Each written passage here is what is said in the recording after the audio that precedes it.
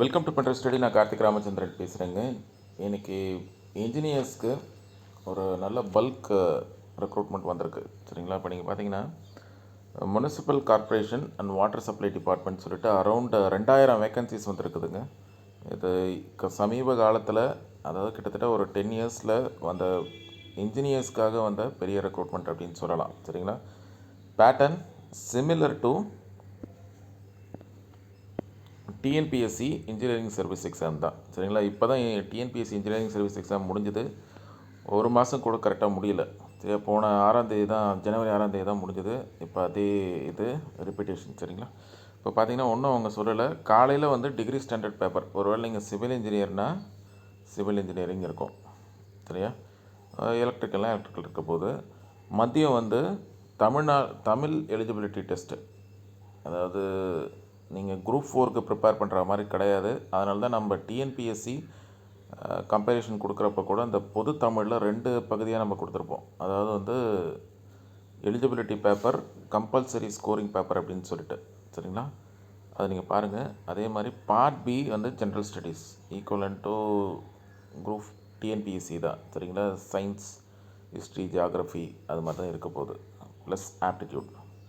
சரிங்களா? அது நீங்கள் பாருங்கள். எனிவே இன்னும் ஒரு 5 மந்த்ஸ் டைம் இருக்குது. சரிங்களா? நீங்கள் ஹாப்பியாக படிக்கலாம். ஸோ அதுக்காக தான் நம்ம அதை கம்பைல் பண்ணி வச்சுருக்கோம். நீங்கள் பார்த்தீங்கன்னா ஒன்றும் இல்லை, நான் TNPSC engineering service previous year கொஸ்டினே கம்பைல் பண்ணி வச்சுருக்கேன். 2012லேருந்து இப்போ நடந்த ஜனவரி மாதம் நடந்தது வரைக்கும் நம்ம கவர் பண்ணிட்டோம். Civil, mechanical, triple E, CE and I, basics of engineering அப்படின்னு சொல்லிட்டு. பேசிக்ஸ் ஆஃப் இன்ஜினியரிங் சிலபஸில் இருக்க போதான்னு தெரியல, பட் இருந்தாலும் நம்ம அதை ஹைலைட் பண்ணி வச்சுருக்கோம். ஏன்னா இன்னும் ஒரு 6 மந்த்ஸ் கழிச்சு எப்படியும் டிஎன்பிஎஸ்சியில் அந்த ஆனுவல் பிளானர் படி இன்ஜினியரிங் சர்வீஸ் எக்ஸாம் அதுதான் போகுது. இது டிஎன்பிஎஸ்சிக்காக ப்ரிப்பேர் பண்ணது, பட் எனிவே நீங்கள் எதுக்கும் யூஸ் பண்ணிக்கலாம்.